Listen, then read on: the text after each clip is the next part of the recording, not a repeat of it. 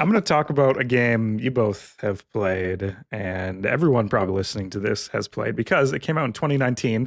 That is Slay the Spire, the card-based roguelike. And to Emilio, who's I think about to leave us. Yeah, that's okay. No, to Bobby. I can stick around. Go ahead. To Emilio, can you just remind everyone about the difference between a roguelike and a roguelite? But the difference is a roguelike is harder in a lot of ways because you don't improve your stats or anything in between runs. You may, a lot of times you unlock possibilities, but those possibilities aren't guaranteed and they are also random. So it doesn't matter. You might get it or you might get it or might not get it on the next run.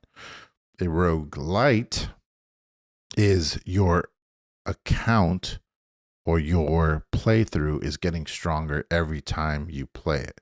So you might get gold that you spend on a castle, and the castle has buffs for your warrior, and so you're always getting stronger through every death.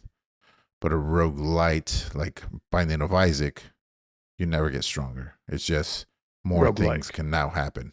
Yes. Yeah. You said, yeah. Okay, cool. Awesome. And so this is a roguelike, and I don't think I've played a roguelike in a long time.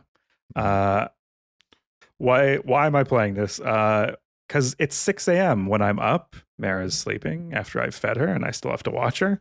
And I just want to be able to jump in and jump out, if she wakes up or if I need to go around the house, do a chore, make some coffee. It's just really easy to jump in and jump out because I don't have to pause. It's turn-based card battler.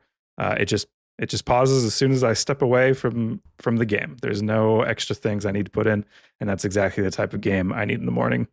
And then I wanted to play it for my game education. So everyone talks about this game, but I've never played it. One time, me and Bobby played Warcraft 3, and there was a Slay the Spire custom map.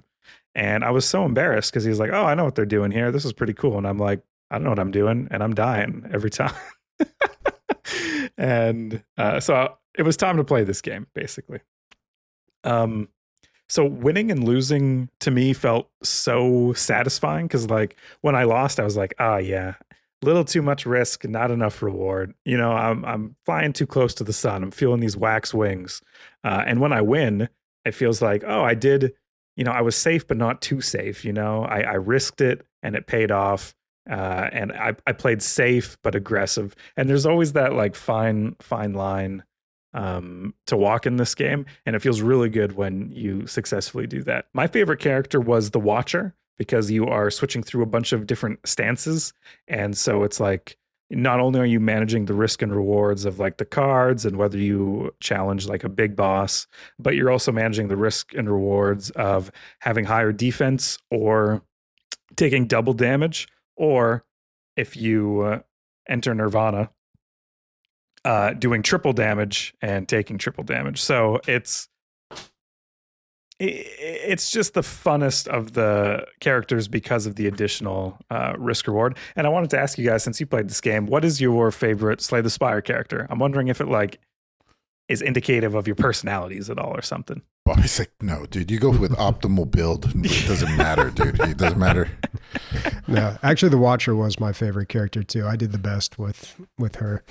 Although I did really start to get into their new character, which I think was the defect. New character at the time. I mean, it's been 3 or 4 years since I played this game, but I think they're all really enjoyable. But for some reason, like the Watcher just worked for me. Yeah, isn't there a poison guy? Yep. Yeah, I think that's the silent. I really liked trying to make him work. I don't know if I ever like the warrior. Just always seems so strong, but I really like trying to get the poison mechanics to work. Yeah, and stack up, and yeah, that was really cool. I like that you're calling attention to the things that I like most about roguelikes. Risk versus reward is one of the top. There's like 3 things that really draw me to them: risk versus reward. Randomness. You never know what you're gonna get, and Slay the Spire was maybe the first game with that branching pathway where you can kind of decide what you're gonna go do. Well, but that branching pathway was actually inspired by FTL. They were talking about in like a developer interview or something. Things you might not know about this game. Originally, the enemies didn't show their intended action. It was just you had to guess if they were going to attack, defend, or use some sort of special ability. And as they were playtesting the game, people were like, "This isn't fun. It's so frustrating." And some cards only did things if someone attacked or defended, and you just wouldn't have the payoff of knowing what they were going to do. So it was like really unsatisfying to play a card and then not have it do anything, not have it basically have any effect. And so they eventually put the intended action, but then they didn't put the value. So like, hey, he's going to attack, but you don't know for how much. And then people were like, well, I don't know how much to defend then. Am I supposed to defend with 12 or 200? Like, I don't know what's happening. And so eventually they showed the value and people were like, this is it.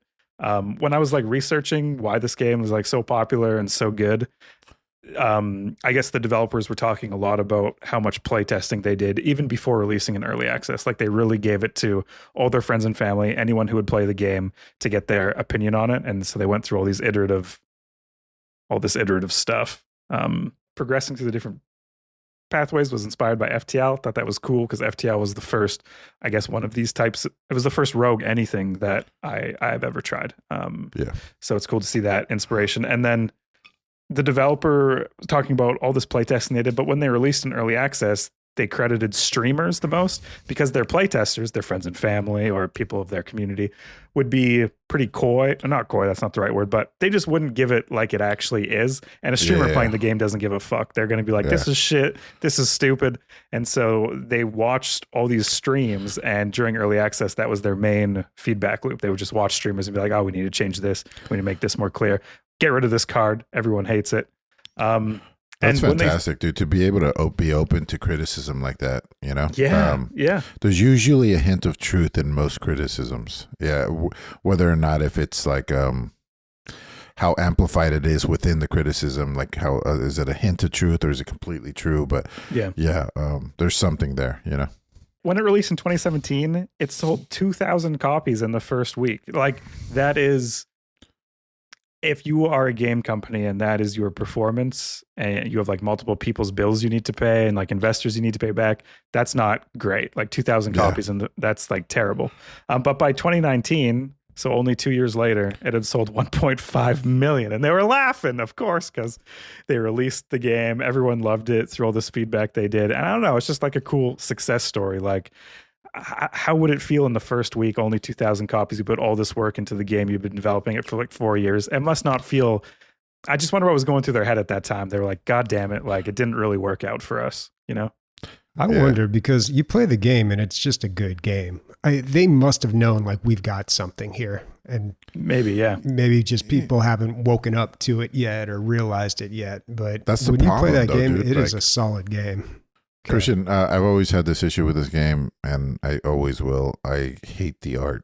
I hate the art too, dude. It kept me away for so long. Like for so long. I looked at the screenshots on Steam. I was like, I can't enjoy this, bro. So enjoy. Yeah, the mechanics. And then it's funny. I hated the art on Monster Train. It kept me away also, but Monster Train's fucking awesome, dude. I actually prefer Monster Train.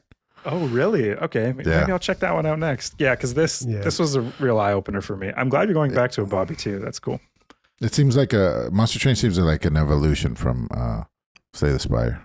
I think. Okay. Monster Train is really good, but it is different. So it's not going to be like, I don't know. I don't see it as like better than Slay the Spire. I just see it as different, but I think I put more hours into Monster Train than I did with Slay the Spire. Well, this house is excited for Slay the Spire 2. So it's going to be developed in Godot because of the Unity engine licensing changes. So they started in Unity. They were like, what the fuck? You're going to charge per time play? What is this? What is this? So they changed to Godot, which is the open source game engine that a lot of developers are switching to. And there's a new character, which I thought might be up Emilio's alley, the Necrobinder. Some sort of necromancer, dude. It's calling. It's knocking on your door. Absolutely.